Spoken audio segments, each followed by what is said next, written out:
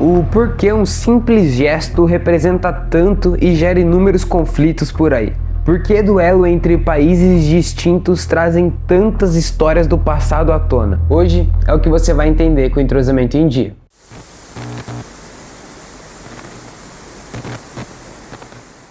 Nessa edição da Eurocopa tivemos 3 seleções que fazem parte dessa história curiosa e intrigante que vamos contar: Sérvia, Albânia e Suíça. Para você entender melhor essa história, é necessário uma contextualização bem rápida, mas bem explicada. Vemos aqui nessa imagem a antiga Iugoslávia. Esse território era cheio de divergências culturais, religiosas e políticas, e todos tinham esse conhecimento.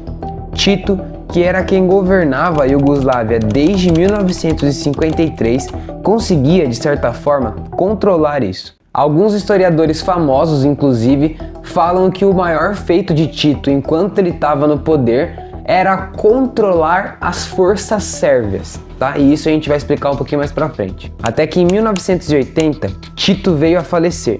Juntamente com esse fato, vem o surgimento de uma outra figura, Slobodan Milošević, que virou líder da Sérvia, a principal força dentre os países da Iugoslávia. Slobodan Milošević veio com o pensamento nacionalista sérvio, um pensamento autoritário sobre os outros países do agrupamento. Em detrimento das fortes crises da década de 80 na Iugoslávia, alguns países já estavam buscando sua independência, como a Croácia e a Bósnia, por exemplo. E essas tentativas desencadearam inúmeras guerras fortíssimas entre quem estava buscando a independência e, principalmente, os nacionalistas sérvios.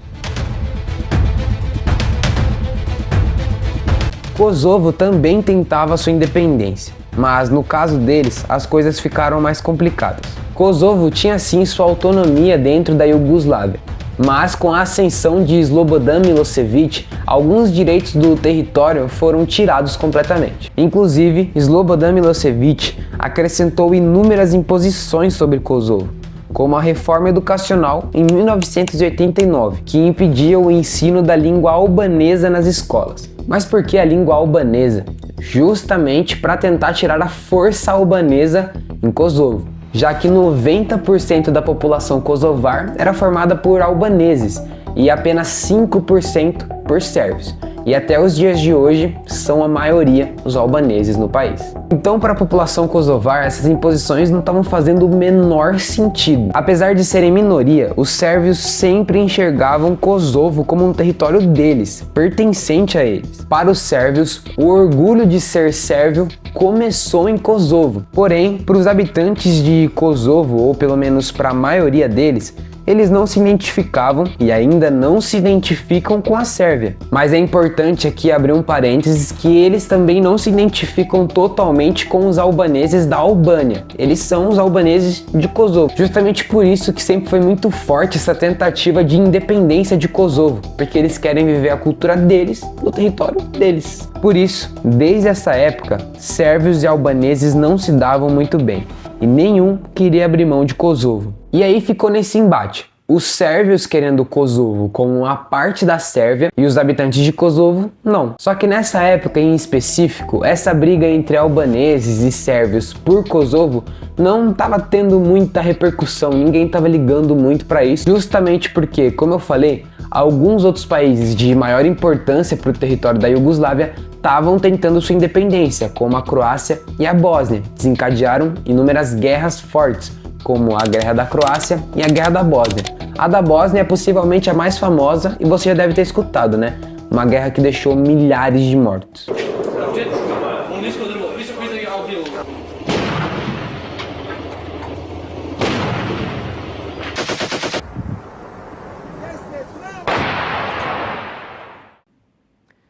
E depois dessas guerras, principalmente após a da Bósnia, Kosovo não recebeu a atenção que esperava das relações internacionais. Eis que o próprio Kosovo tentou seu processo de independência.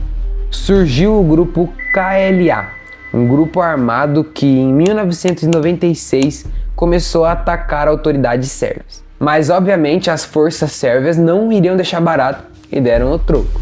Só que obviamente o poder bélico da KLA nem se comparava ao poder bélico da Sérvia, que infelizmente massacrou o território kosovar. KLA não se rendia e tentava ser ainda mais violenta contra os sérvios. Como resposta, os sérvios aumentavam suas forças também. Quem sofria com tudo isso era a população kosovar, que ficava nesse limbo. Um dos eventos mais tristes dessa guerra foi o massacre de Hačak, 15 de janeiro de 1999. As forças sérvias entraram nas casas da vila buscando por membros da KLA. Eles acabaram levando 45 kosovares albaneses para o topo de um morro, que foram executados. Um dia depois, o diplomata americano William Walker foi até o local para estudar e disse que o que aconteceu lá foi um crime contra a humanidade, uma clara limpeza étnica. Inclusive, uma curiosidade sobre isso, William Walker é vangloriado até hoje nessa vila lá em Kosovo, porque segundo os kosovares, principalmente os habitantes dessa vila, falam que ele foi um dos primeiros que fez com que o mundo enxergasse o que estava acontecendo lá em Kosovo. E após inúmeras conferências internacionais, disputas sangrentas e discussões acaloradas, em junho de 1999, a Iugoslávia e a OTAN, enfim, assinaram o Tratado de Paz. A Guerra de Kosovo durou de fevereiro de 1998 até junho de 1999, deixando aproximadamente 13.500 mortos e com crimes de guerra dos dois lados. Mas as disputas políticas, as discussões ainda continuavam e os desentendimentos entre a população também. Até que em fevereiro de 2008, o governo de Kosovo declarou sua independência, sem que essa atitude tenha sido aceita pela Sérvia.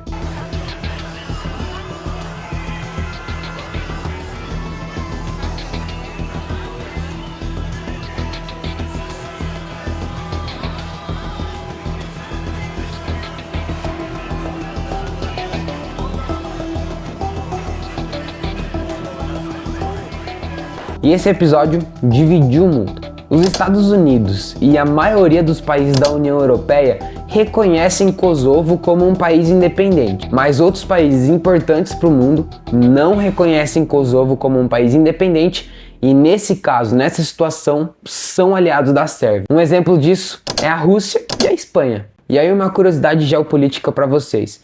Por que a Espanha não reconhece Kosovo como um país independente, sendo que basicamente todos os outros países da União Europeia reconhecem? Basicamente porque essa possível atitude da Espanha de reconhecer Kosovo como um país independente poderia encorajar algumas nações a se separarem do território espanhol, como é o caso da Catalunha, por exemplo. A tensão em Kosovo ainda é gigantesca. O nacionalismo lá ainda é muito grande e as divergências continuam. Aí que entra o futebol e suas provocações. Em 2014, num jogo entre Albânia e Sérvia, um drone carregando a bandeira albanesa sobrevoou o campo, o que revoltou os sérvios, que rasgaram a bandeira e uma briga generalizada foi formada, fazendo com que o jogo terminasse antes mesmo do previsto. Na Copa de 2022, lá no Catar, no jogo contra o Brasil na fase de grupos, foi possível ver uma provocação sérvia. Foi possível ver no estádio, onde a seleção perdeu por 2-0, uma foto mostrando o mapa de Kosovo, coberto pela inscrição da bandeira sérvia e as palavras "sem rendição" escritas em albanês. Nessa Euro, mais um exemplo dessa rivalidade. No jogo entre Croácia e Albânia pela fase de grupos, as duas torcidas, rivais na ocasião, se juntaram para cantar contra a Sérvia, justamente por conta dos rastros nacionalistas sérvios que ainda aparecem contra essas nações. Daku,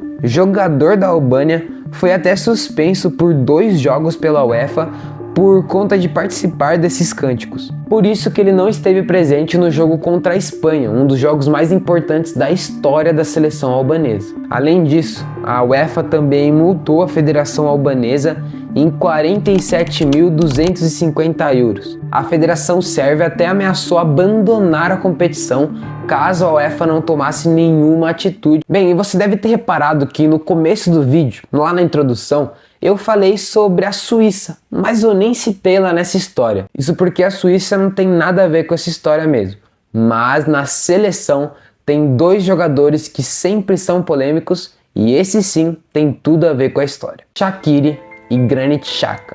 A dupla suíça tem forte ligação com Kosovo. Shaqiri nasceu no país e se naturalizou suíço para poder jogar pela seleção.